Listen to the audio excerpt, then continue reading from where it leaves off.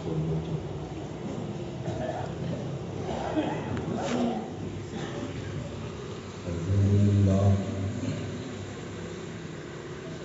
لله الذي هدانا إلى صراط مستقيم والصلاة والسلام على من اختص بالخلق العظيم وعلى آله وأصحابه الذين قاموا بنصرة الدين الكريم. أما بعد فأعوذ بالله من الشيطان الرجيم. بسم الله الرحمن الرحيم. إن الأولياء هم المتقون. صدق الله مولانا العظيم. الصلاۃ والسلام علیک یا سیدی یا رسول اللہ صلاۃ اللہ یا سیدی یا حبیب اللہ سیدی وعلی آلہ مکرم کردار کے ساتھ پرانی یادیں ان کا ذکر چھیڑ دیا ہے تو غزل کا شعر، لیکن حضور ضیاء النبوت فرمایا کرتے تھے کہ جو جتنی اچھی غزل ہے وہ اتنی اچھی نعت ہے اور اتنی اچھی حمد ہے. صرف تمہارا اپنا ذہن ہے کہ تم محبوب کس کو ٹھہراؤ. سبحان اللہ. مرکز قلب، مرکز روح اور مرکز نور کس کو بناتے ہو؟ اپنے شعور کا مرکز کس کو بناتے ہو؟ کہا کسی نے کہ اجالے اپنی یادوں کے ہمارے ساتھ رہنے کو نہ جانے کس گلی میں زندگی کی شام ہو جائے. بہت سی یادوں کا ذکر کروایا. ظہوری رحمۃ اللہ علیہ یہ چورہ شریف سے ہی نعت خوان کرتے تھے. تو معاملے نعت ہوتی ہے نا، پہلے نعت خوان مقبول بھی وہ ہوتا تھا جو چورہ شریف سے نعت پڑھ کے آتا تھا. میرے ہوتے ہوتے یہ میں نعت کے میدان میں میرے تھوڑی دوستوں پر داخل ہوئے تھے 70 کے قریب سن. تو آخری ان کی حاضری تھی، وہ سپلے کر کے پڑھ رہے تھے تو وہ انہوں نے اشعار کچھ لکھے تھے کہ وہ جو اہل درد سے چلے گئے، ہاں ایک دور سہانا بیت گیا یادوں کے سہارے زندہ ہیں. ایک دور سہانا بیت گیا یادوں کے سہارے زندہ ہیں. وہ جو اہل درد سے چلے گئے ہم درد کے مارے زندہ ہیں. مجھے ایک شرف حاصل ہے کہ میں بہت چھوٹی عمر میں ابا جی رحمۃ اللہ علیہ مجھے سروج شریف ساتھ لایا کرتے تھے اور 10-12 دن قیام ہوتا تھا. تو ایک دفعہ استاد جی رحمۃ اللہ علیہ حضرت ولی کامل مجھے اپنے کندھوں پر اٹھا کر لے کے گئے تھے. یہ اتنی چھوٹی عمر سے اور گود میں تو کھیلنے کا بہت ہی موقع ملا. گود میں کھیلنے کا بہت ہی موقع ملا. ابا جی فرماتے ہیں کہ جب میری نکاح کی رسم ہوئی تھی تو 15 دن استاد جی رحمۃ اللہ علیہ پورے طلباء سمیت چورہ شریف قیام کرے. پورے 15 دن اتنی خوشیوں میں اور بہت شفقت بہت پیار. ابا جی اوپر ٹھہرتے تھے راجہ صاحب سردار عبید خان رحمۃ اللہ علیہ کے وہ چوبارے پہ، تو میں دوڑا ہوا استاد جی کے پاس آ جاتا تھا. درمیان میں چکر ہی لگاتا رہتا تھا. وہ محبتیں اللہ رب العزت جو ارشاد فرمایا، میں نے آیت کریمہ آپ کے سامنے تلاوت کی ہے. زور سے تو میں بات نہیں کر سکتا، حضور میں 5 مہینوں کے بعد گفتگو کر رہا ہوں، مجھے تکلیف ہوگی. اللہ رب العزت فرماتے ہیں ان الاولیاء هم المتقون. میرے ولی میرا تو میں اپنی جانب سے یہاں ضمیر نہیں کہ اللہ تعالیٰ کا ان الاولیاء تو اللہ کے ہی ولی وہ ہوتے ہیں جو بہت محتاط ہوتے ہیں، تقوی والے ہوتے ہیں. اللہ کے معاملے میں بھی، اس کے محبوب کے معاملے میں بھی، محبوب کے گھر والوں کے معاملے میں بھی، محبوب کی آل کے معاملے میں بھی، महबूब के असहाब के मामले में।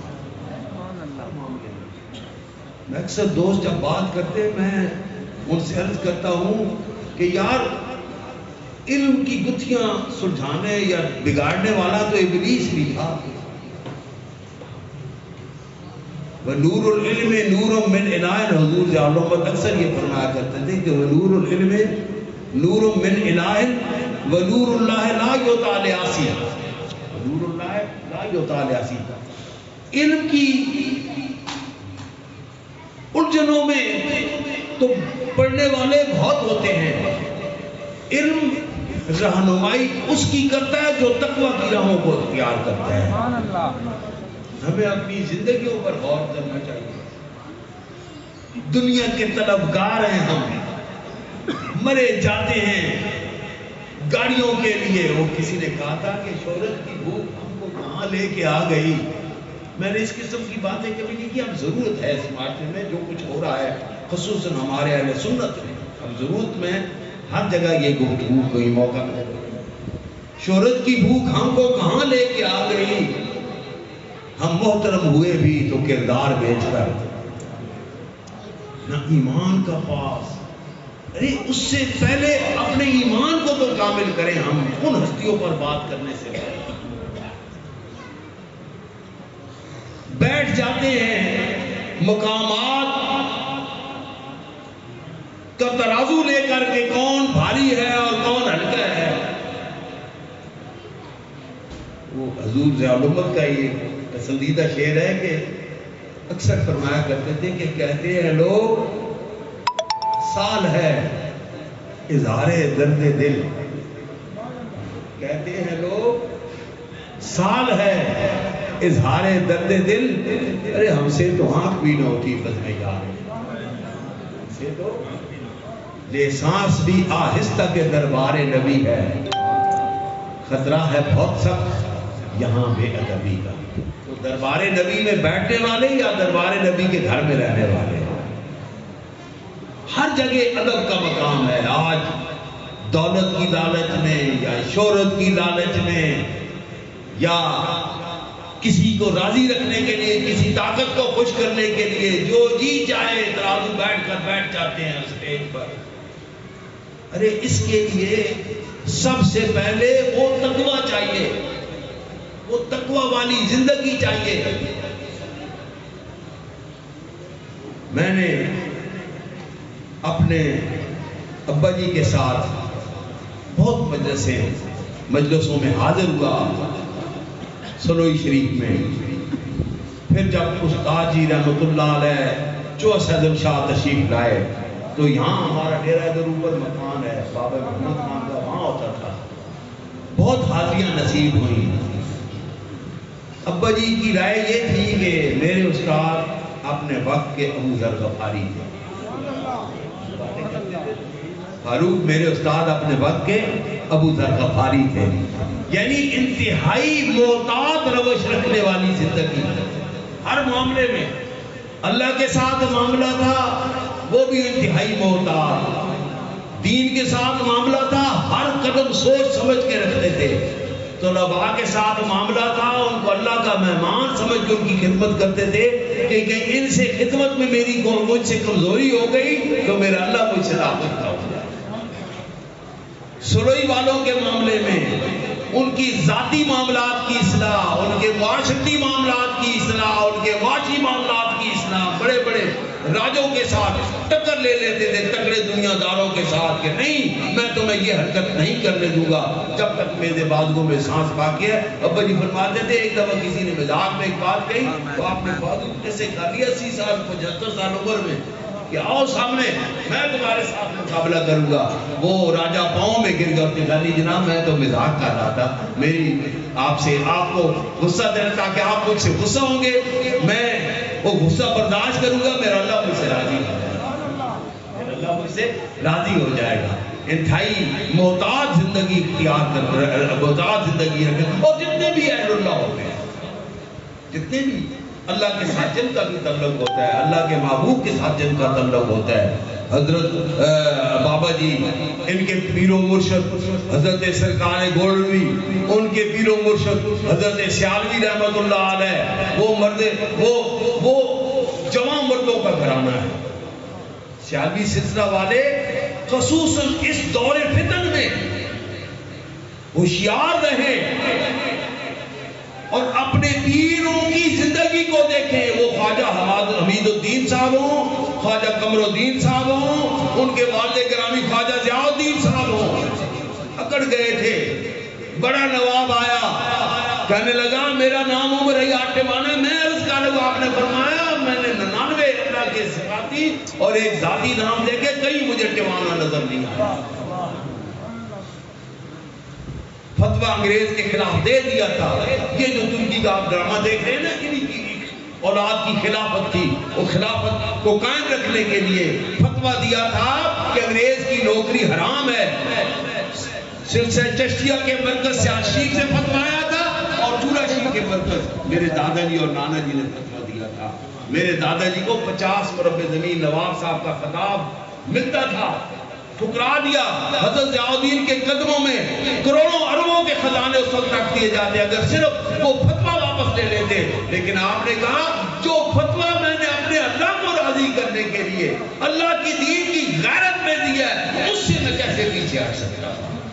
اس سے میں ان الاولیاء هم المتقون، ان کا دنیاوی سیاست ہو، گھریلو معاملات ہوں، معاشی معاملات ہوں، معاشرتی تعلقات ہوں، ہر وقت وہ یہ دیکھتے ہیں کہ کہیں میرے معاملے میں، میری گفتگو میں، میرے کلام میں، میرے عمل میں، میرے قدم اٹھانے میں، میں جس محفل میں جا رہا ہوں اس محفل کی وجہ سے میرا اللہ مجھ سے ناراض نہ ہو جائے، اللہ کا محبوب مجھ سے ناخوش نہ ہو جائے۔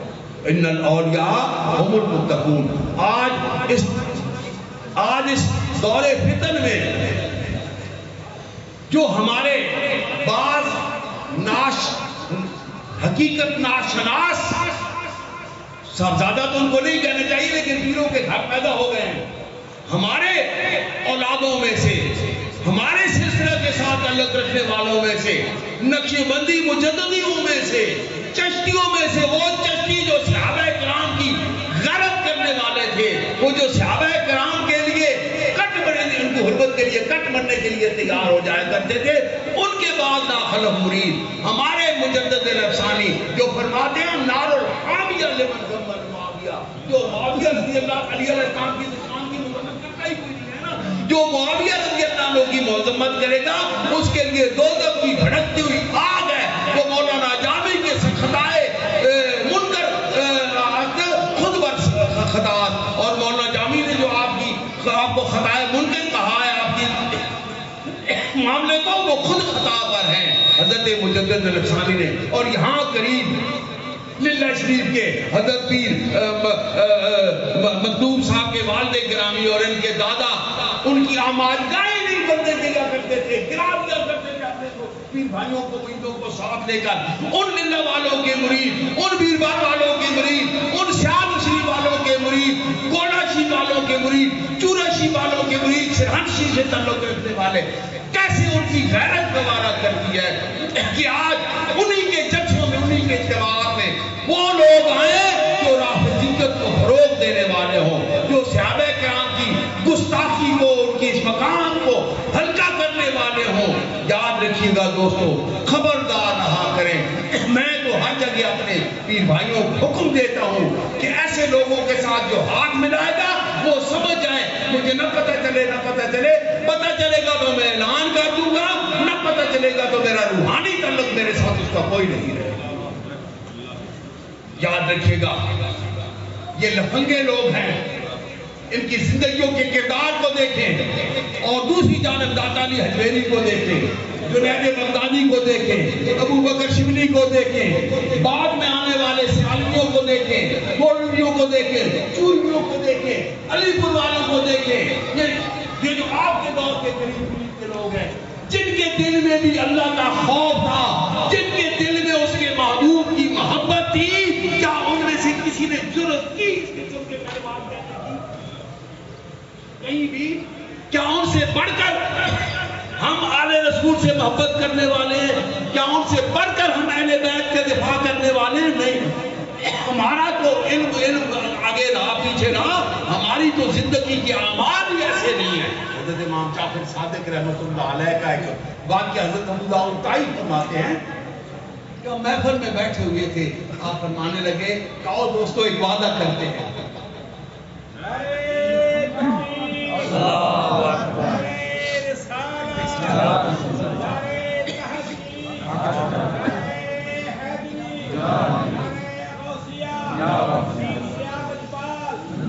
آؤ دوستو ہم وعدہ کرتے ہیں کہ قیامت کے دن جس کی نجات ہو گئی وہ اپنے بھائیوں کی سفارش کرے گا۔ ہم نے کہا کہ آپ تو پروردہ غوث رسالت ہیں، آپ کا حمید و نبوت کی مٹی، آپ کو کیا پرواہ؟ آپ نے فرمایا ابو داؤد مجھے تو اتنا ڈر ہے کہ میں قیامت کے دن اپنے اعمال کی وجہ سے اپنے نانا کو منہ بھی دکھا سکوں گا کہ نہیں۔ میں نے دل میں کہا اور وہ ذات جس کا خمیر ہی نبوت کی مٹی سے گوندا گیا ہے، جو نبوت کے وجود کا حصہ ہے، نبی اور نبوت کا وجود کا حصہ ہے، مدعو من رسول اللہ ہے، اس کے ڈر کا یہ عالم ہے۔ ابو داؤد تو کس بات کی بولی ہے، جانے تیرا کیا انجام ہوگا۔ تو وہ لوگ تھے، ان کے پاس علم بھی تھا، وہ صاحب شرع بھی تھے، صاحب شرع بھی تھے، صاحب شرع بھی تھے، شریعت کی تشریح کرنے والے تھے، اور صاحب شرع بھی تھے، ان کا اپنا عمل بھی شریعت بن جاتا تھا۔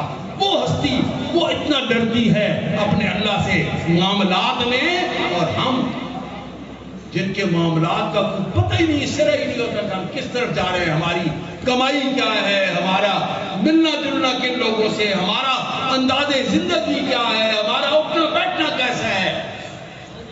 کیا ہم اپنے معاملات میں قرآن کو یاد رکھتے ہیں، سنت مصطفیٰ کو سامنے رکھتے ہیں، اللہ اور اس کے رسول کی رضا اور خوشنودی ہمارے پیش نظر ہوتی ہے؟ جب اس جانب بھی ہمارا دھیان نہیں ہوتا تو آ جاتے ہیں سٹیج پر اور کرتے ہیں میزان رکھ کے فضیلتوں کا ترازو تولنے لگتے ہیں، اور ترازو تولنے میں بھی بے ادبی کا انداز کیا۔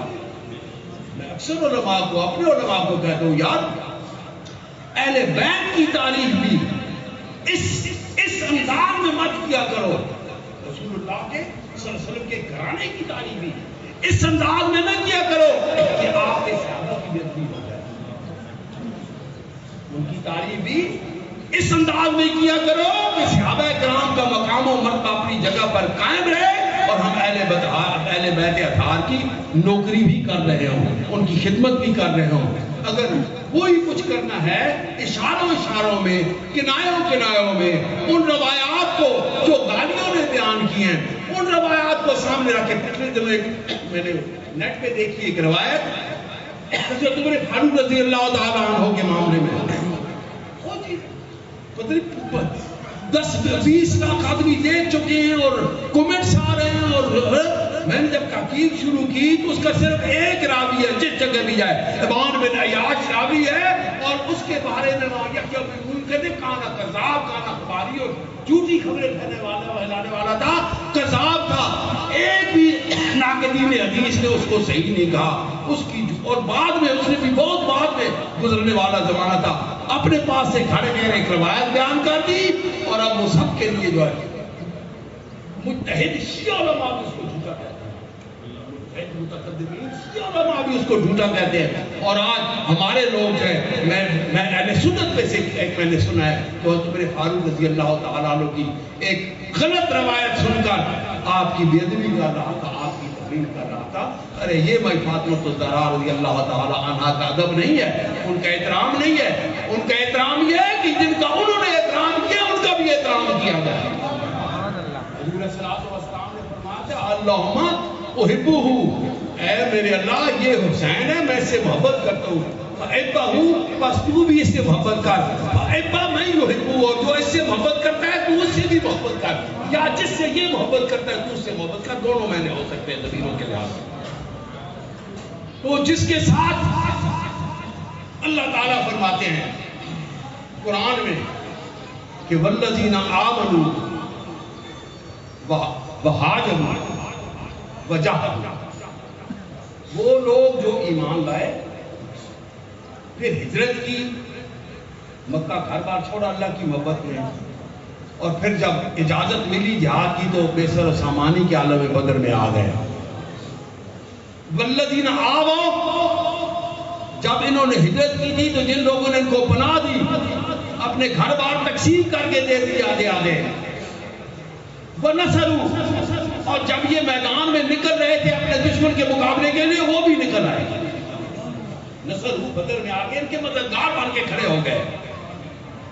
اولئک ھم المؤمنون حقا، یہ ہیں حقیقی مومن، یہ ہیں حقیقی مومن. لیکن ان سے بھی کچھ کمزوری ہو سکتی ہے. لیکن میں اللہ اعلان کر رہا ہوں، میں جو کائنات کا خالق و مالک ہوں، میں اللہ اعلان کر رہا ہوں مغفرت ورزق کریم. دنیا میں بھی پاک رزق ان کے لیے اور آخرت میں بھی پاک رزق ان کے لیے. بدری کوئی زیادتی بھی کر دیتے تھے، دوسرا غصہ مناتے تھے، دوسرا سیاسی اوے خاموش ہو جائے، یہ بدری ہے، چپ کر، یہ بدری ہے. عمر فاروق ایک کو قتل کرنے لگے تھے. حضور صلی اللہ علیہ عمر تجھے پتہ نہیں یہ بدری ہے، تجھے پتہ نہیں یہ بدری ہے. وہ ہستیاں جن کو اللہ فرماتا ہے اولئک ھم المؤمنون حقا، ان کے ایمان کا شک کرنے والا بھی دار اسلام سے خارج ہو جاتا ہے کیونکہ وہ اللہ کے مقابل آ جاتا ہے. اللہ ان کو مومن کہہ رہا ہے اور وہ ان کے ایمان پر شک کر رہا ہے، یا شک کی فضا پیدا کر رہا ہے.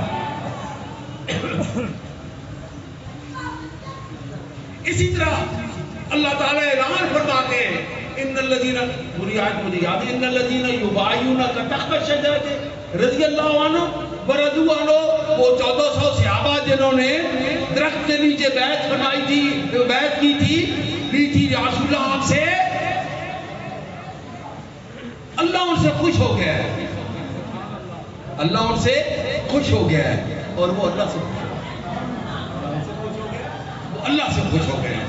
تو لہذا میری آپ دوستوں سے گزارش ہے کہ وہ رافضیت مائل نام نہاد بھی خواہ کسی بڑی سے بڑی گدی کے سجادہ نشین کہلانے کے دعوے دار کیوں نہ ہو، خبردار ان کی بات نہ سننا، ان کو سلام بھی نہ دینا. قابل نفرت ہے وہ. میں نے اپنے خاندان میں بھی جو اس قسم کے تقاضے، میں نے موت ہی ختم کر، نہ ان کے جنازوں میں جاتا ہوں نہ ان کو اپنے جنازوں میں آنے دیتا ہوں. ختم کر کے اعلان کر کے، اور میرے سب سے خاندان میں قریب ترین رشتہ داروں میں سے یہ غیرت دینیہ ہے، یہ حمیت اسلام ہے، یہ آقا علیہ الصلوۃ والسلام کے صحابہ اکرام کی حرمت کی غیرت ہے. اور جہاں دوسرا ہو وہاں آقا علیہ السلام کی آل کی غیرت ہے. دونوں غیرتیں کس نے کرنی؟ اہل سنت والجماعت ہے، یہ کسی اور کے ذمہ نہیں ہے. اور کوئی ایک غیرت صحابہ کرتا ہے، کوئی ایک غیرت اہل بیت ادار کرتا ہے. ہم اہل سنت، اور حضرت مجدد الاسلانی فرماتے ہیں اہل سنت ہی اہل اسلام ہے. سبحان اللہ. آپ فرماتے مکتوب میں جب ہمیں ناسبی کہا جاتا ہے، جب ہمیں ناسبی کہا جاتا ہے تبھی ہمیں پتہ چلتا ہے کہ ہم پکے مسلمان ہیں، ہم صحیح العقیدہ مسلمان ہیں، ہم سنی مسلمان ہیں، اہل سنت والجماعت میں سے ہیں. میں نے کبھی سنیوں سے ان کو فرقوں کی بات کبھی نہیں کی تھی، لیکن اب فضا ایسی ہے کہ اب مجبوراً یہ تبلیغ کرنی پڑ رہی ہے کہ ایسے لوگوں سے محفوظ رہیں، بچیں کہ دنیا کے ٹکوں کی خاطر اپنے زمین کا سودا کر رہے ہیں. شرم نہیں آتی؟ یہ دنیا تو رہ جانی ہے.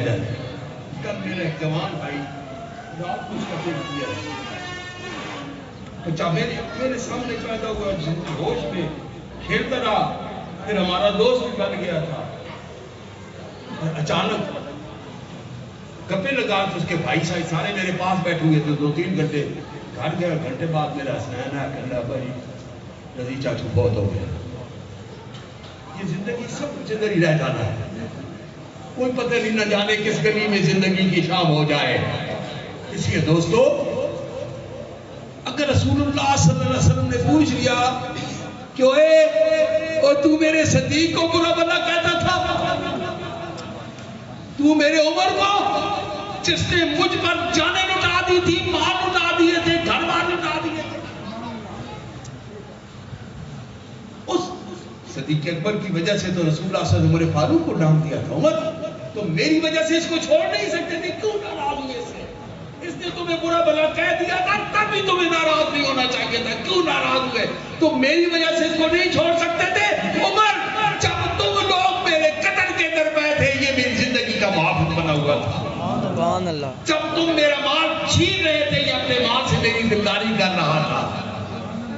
جب تم مجھے تکلیفیں پہنچا رہے تھے یہ ان تکلیفوں کا ازالہ کر رہا تھا. میری ہر مشکل دور کا ساتھی، میرے ہر مشکل دور کا ساتھی. کیا تم میری وجہ سے اس کو چھوڑ نہیں سکتے تھے؟ یاد رکھو دوستو، اہل بیت اطہار کی محبت، صحابہ کرام کی محبت، یہ دونوں جزو ایمان ہے. ایمان نہیں، جزو ایمان میں کھڑے ہیں. برآمدے کی ایک مکان کا ایک پلر ہل جائے نا ساری عمارت میں دراڑیں پڑ جاتی ہیں. یاد رکھو یہ دین اسلام کی عمارت کے پلر ہیں. جو بھی پلر کمزور ہوگا تمہارا دین کمزور ہو جائے گا، دین مشکوک ہو جائے گا. ہمیں کیا پتا رسول اللہ صلی اللہ علیہ وسلم کی چیزیں فرمائی ہیں کہ نہیں؟ یہ تو ابو ہریرہ نے بتایا رضی اللہ عنہ، عبداللہ ابن عمر نے بتایا رضی اللہ عنہ، عبداللہ ابن عباس نے بتایا رضی اللہ تعالیٰ عنہ، دیگر صحابہ. اور ہمیں تو پتا کہ یہ قرآن ہے اور رسول اللہ پر نازل ہوا ہے کہ نہیں. کس نے روایت کی؟ کس نے یاد رکھا ہوا تھا؟ قرآن کی سورت جس کو ہم قرآن کہتے ہیں. اگر صحابہ کرام کی بے ادبی ہو گئی سارا قرآن مشکوک ہو جائے گا، سارا دین مشکوک ہو جائے گا، رسول اللہ صلی اللہ علیہ وسلم کی رسالت مشکوک ہو جائے گی، اللہ کی الوہیت. ہمیں کیا پتا تھا کہ اللہ ہے؟ ہمیں اللہ کے رسول صلی اللہ علیہ وسلم نے فرمایا تھا کہ اللہ ہے. ہمیں کیا پتا تھا کہ اللہ کے رسول صلی اللہ علیہ وسلم نے فرمایا ہے؟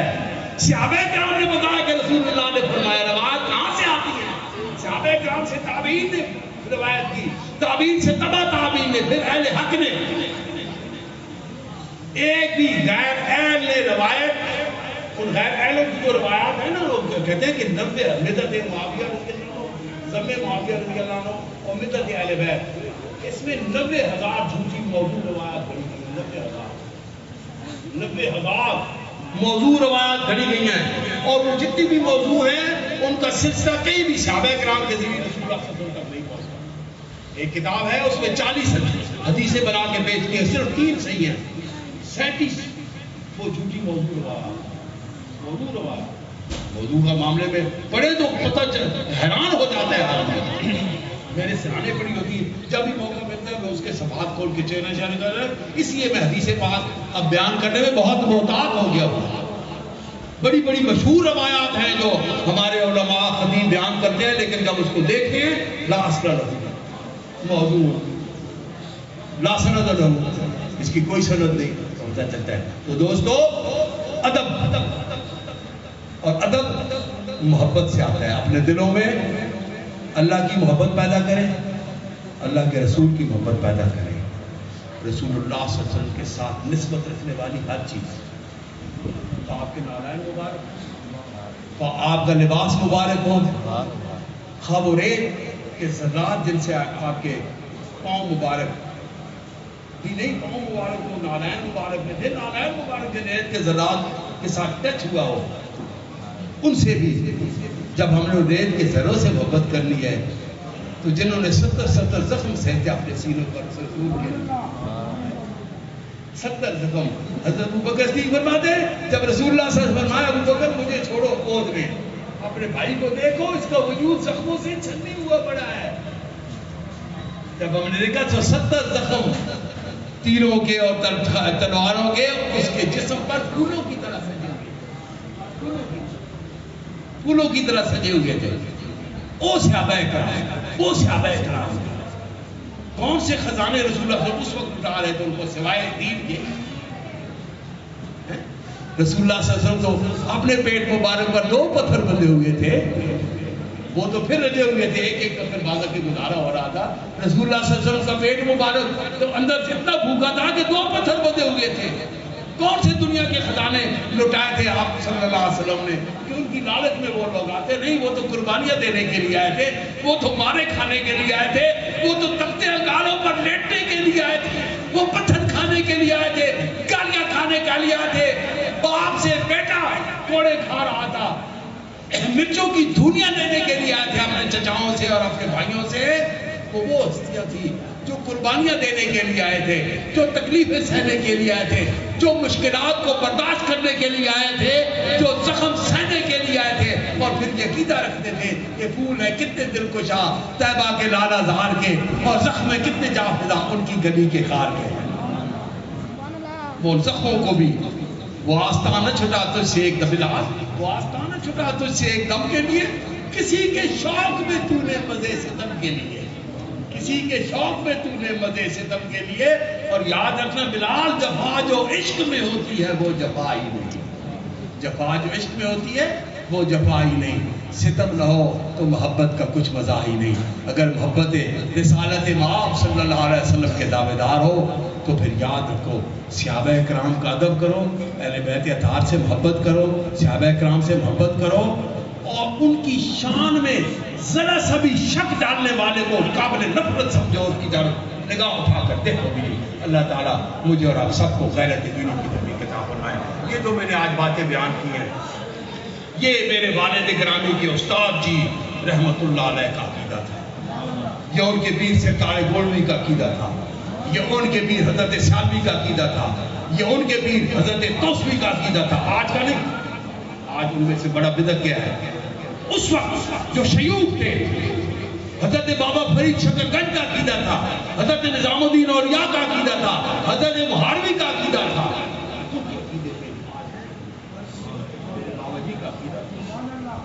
یہ حضرت مجدد الثانی کا عقیدہ تھا, یہ خواجہ باقی باللہ کا عقیدہ تھا, امیر کلال کا عقیدہ تھا, عبید اللہ احرار کا عقیدہ تھا, حضرت خواجہ بہاؤالدین نقشبند کا عقیدہ تھا, ابو منصور ماتریدی کا عقیدہ تھا, یوسف ملنگی کا عقیدہ تھا, جنید بغدادی کا عقیدہ تھا, حسن بصری کا عقیدہ تھا, اور حسن بصری خود صدیق اکبر کا عقیدہ تھا. اللہ تعالیٰ مجھے اور آپ سب کو اس تسلسل میں جس میں ہم بیعت ہیں, لیکن جب آپ ہاتھ دیتے ہیں, شبلی صاحب آپ کس کے بیعت ہیں, بول رہا بابو جی آپ کس کے تھے, میرے شاہ صاحب کس کے تھے, حضرت شمس العارفین کی, شمس العارفین کس کے تھے, کہاں جا ملتے ہیں, علی کے بیعت, اور علی کس کے بیعت, رسول اللہ کے بیعت, اور جو رسول اللہ کے بیعت پہ بیعت ہو گیا ید اللہ کا ہوتا ہے. سبحان اللہ. آپ کی بیعت پر اللہ کا ہاتھ ہے, اس ہاتھ کو جانے نہ دیجیے گا. جو بھی مرید ہو کہیں کہیں یاد رکھو زلیلوں کی محفلوں میں مت جانا ہو تو اپنی محفلوں میں بنا کر, ٹکے بھی تم دیتے ہو, پیسے بھی دیتے ہو, بھگواتے بھی اپنے رسول اللہ کے صحابہ کو, بکے میرے آقا کے غلاموں کو, اور پیسے بھی ہم سے لے, طاقت ہے ہم پر, پھٹکار اللہ کی ہم پر. خبردار ایسے لوگوں کے قریب نہ جائیے گا. آمین.